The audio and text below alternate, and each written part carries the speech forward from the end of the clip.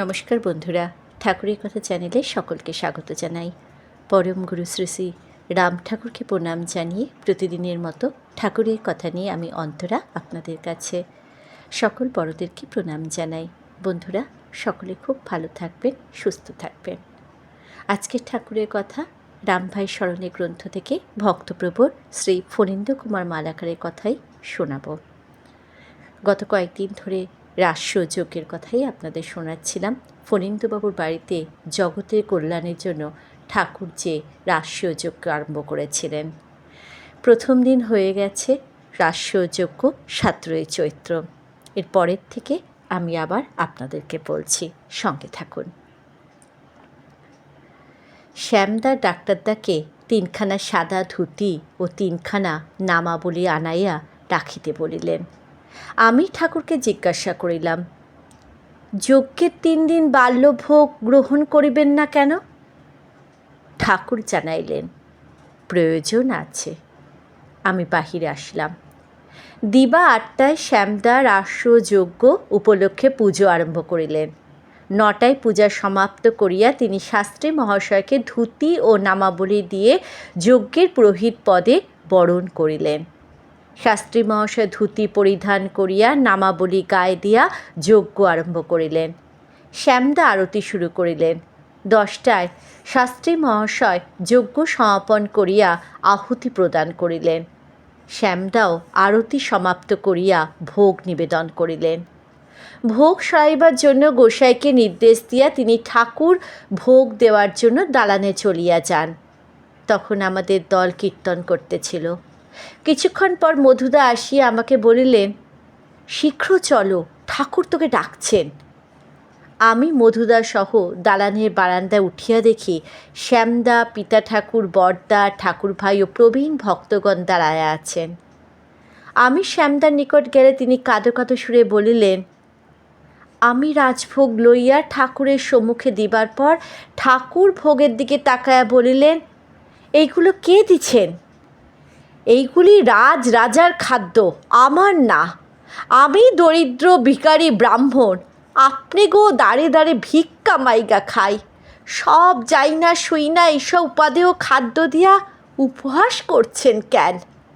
আমি আপনি গো উপহাসের পাত্র হইয়া এইখানে আর থাকুম না, এখনই চইলা যামো। আমার সামনে থাইকা শিগগিরই এই রাজভোগ নিয়া চইলা যান। কে আছেন? ফণীবাবুরে ডাইকা দেন। দরজা থেকে গুরুভ্রাতারাও সকল কথা শুনেছেন। আমি জীবনে এই প্রথম ঠাকুরের এরূপ মূর্তি দেখলাম। আমি ভয় কাঁপতে কাঁপতে প্রসাদের পাথর নিয়ে আসি। শাস্ত্রী মহাশয় গিয়া বহু স্তব স্তুতি করবার পরও তাকে বিদায় করে দেন। যশোদা মাও বিফল মনরথ হয়ে ফিরছেন। এখন তুই গিয়ে যাওয়াটা বন্ধ করতে পারিস কিনা দেখ। বর্তা বলিলেন, ঠাকুর জামা গায়ে, জুতা পায়ে, পুটলি বগলে, লাঠি হাতে নিয়ে তৈয়ার হয়ে বসে আছেন। তুমি গেলে তোমাকে ঠাকুর কোথাও দিয়ে আসতে বলবে। তুমি নানা অজুহাত দেখিয়ে পরে নিয়ে যাবে বলবে। প্রমোদবাবু, ডাক্তার দাশগুপ্ত, শুভবাবু আদি সকলে একই কথা বলিলেন। আমি কি আর করিব? গুরুজনদের আদেশ শুনিয়া নিরুপায়ভাবে মাথা নত করিয়া মনে মনে প্রার্থনা করতেছিলাম, ঠাকুর আজ আমাকে বাঁচাও, নতুবা ভয়ঙ্কর বিপদে ফেলিবে। তুমি জানো ঠাকুর। মৃদঙ্গ বাদনের ফলে অজস্র ঘাম ঝরিয়া পড়িয়া পরিধেয় বস্ত্র গেঞ্জি ভিজিয়া চুপসে গিয়েছিল। আমি তদ অবস্থায় ঠাকুরের নিকট উপনীত হইলে ঠাকুর হাতের লাঠি বগলের পুটলি রাখিয়া স্বীয় পরিধেয় বস্ত্রের কোচ খুলিয়া হাতে লইয়া ডাকিতে লাগলেন, আসেন আসেন, আমার কাছে আসেন। ঘামে একেবারে স্নান কইরা ফেলছেন। ঠাকুরের ভাব বুঝিয়া পিছু হটিবার চেষ্টা করিতেই ঠাকুর খপ করিয়া আমার হাত ধরিয়া টানিয়া লইয়া ঘাম মুছাইতে শুরু করিলেন। আমি অনন্য উপায় হয়ে দাঁড়ায় রইলাম। ঠাকুর সমস্ত শরীর মুছাইতে মুছাইতে বলিলেন, এমন তন্ময় হইয়া না বাজাইলে কি কীর্তনে প্রেম হয়? মৃদঙ্গ কীর্তনে প্রাণ, প্রাণ দিয়া মৃদঙ্গ বাদ্য করলে কীর্তন প্রেমের বন্যা বইয়া যায়। ঠাকুরের মুছানো শেষ হইলে আমি আলনা হইতে ঠাকুরে অপর একখানা ধুতি ঠাকুরে হাতে দিয়া বলিলাম, ওই কাপড়টা ছেড়ে দিয়ে এইটা পরেন। ঠাকুর কাপড় পরিধান করিবার ফাঁকে আর চোখে তাকায়া দেখি দরজার আড়ালে পূজনীয়রা দাঁড়িয়ে আছেন। বস্ত্র পরিধান করিয়া ঠাকুর খাটে বসিলে আমি গামলা ও জল দিয়া হাত দুইখানা ধোয়া দিয়া জিজ্ঞাসা করিলাম, আমার ঘাম মুছিয়ে দিবার জন্যই কি আমাকে ডেকে পাঠিয়েছে? ঠাকুর বলিলেন, তাও বটে, আর একটা কাজও করতে হইব। আমি জানতে চাইলাম, কি কাজ? ঠাকুর বললেন, আমারে এখন ঢাকা জয়কালীর বাসায় দিয়ে আসতে হইব। উত্তর দিলাম, দিয়ে আসা যাবে, কিন্তু রাস ও যজ্ঞ আরম্ভ তো করালেন আপনি। দেব দেবীদের এবং আপ্রকৃত ধামাদির নিমন্ত্রণ আপনি করেছেন। আপনি যজ্ঞকর্তা। আপনাকে উপস্থিত না দেখে দেবদেবীরা যজ্ঞে এসে ফিরে যাবেন, তাতে যজ্ঞ পণ্ড হবে না তো? ঠাকুর ক্রুদ্ধ কণ্ঠে বলিলেন, হিতবাণী শুনাইতে ডাকি নাই, আমারে দিয়া আসবা কিনা বলো। উত্তর দিলাম, স্টেশন পর্যন্ত পায়ে হেঁটে যেতে পারবে না, একটা গাড়ি দরকার, গাড়ি নিয়ে আসি। বলিয়া বাহিরে আসিবা মতো আমার পিঠে দমাদম কিল পড়তে আরম্ভ করল। 3-4টে কিল পড়তেই ডাক্তারদা, মধুদা, বিধুদা বর্দার হাত ধরিয়া ফেলিলেন। আমি বিদ্যুৎ বেগে ঘরে গিয়া গেঞ্জি গায়ে দিয়া সাইকেল লইয়া ফেনী শহরের গুদাম কোয়ার্টারে গিয়া ড্রাইভারকে গাড়ি লইয়া শীঘ্র বাড়ি আসিবার জন্য বলিয়া চলিয়া আসিলাম। ততক্ষণে গাড়িও পৌঁছাইছে।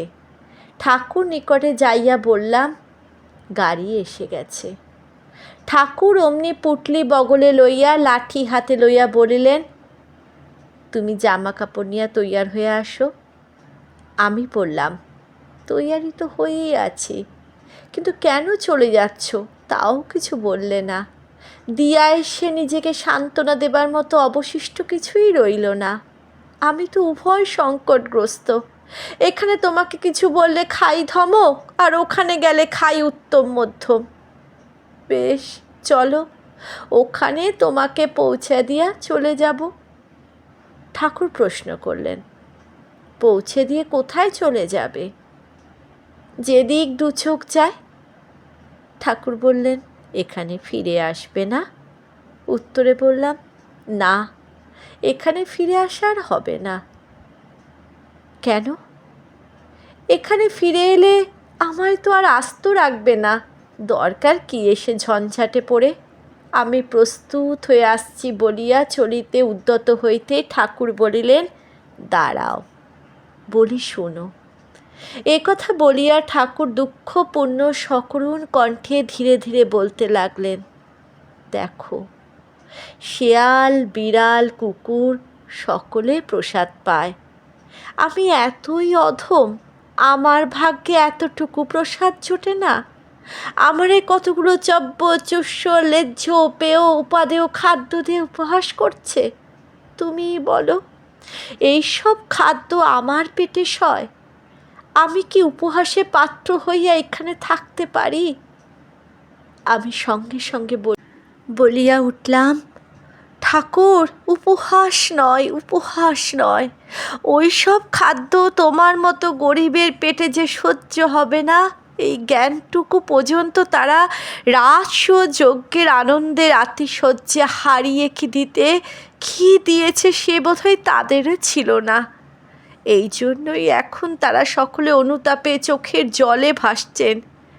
ঠাকুর, তুমি কারো প্রাণে কষ্ট দাও না, ওটা তোমার স্বভাব নয়। আমাদের অজ্ঞানকৃত অপরাধ দয়া করে ক্ষমা করো। আমি প্রসাদ এনে দিই, প্রসাদ গ্রহণ করে আমাদের সকলকে কিছুটা শান্তি দাও, তারপর চলো, তোমাকে নিয়ে যাই। এই কথা বলিয়া ঠাকুর বলিলেন, প্রসাদ নিয়ে গেলে তোমরা সকলে শান্তি পাইবা? উত্তরে বললাম, না পাই, তবু প্রসাদ নিয়ে চলো। তাও জামা জুতা খুইলা দি, বগল চাপা সম্পত্তিটা রাখো। বলিয়া হাত হইতে লাঠিটা রাখিয়া দিয়া জামা জুতা খুলিয়া রাখিলাম। ঠাকুর জিজ্ঞাসা করিলেন, শচীনবাবু তোমারে মারছে? আমি হাসতে হাসতে উত্তর দিলাম, কই না তো, দাদা আমাকে রাসযোগে দক্ষিণা আগাম দিয়াছেন, যাই প্রসাদ নিয়ে আসি। বলিয়া বাহির হইতে দেখি শ্যামদা সকলের সঙ্গে দরজায় দাঁড়ায়া আছেন। জয় রাম, জয় গোবিন্দ।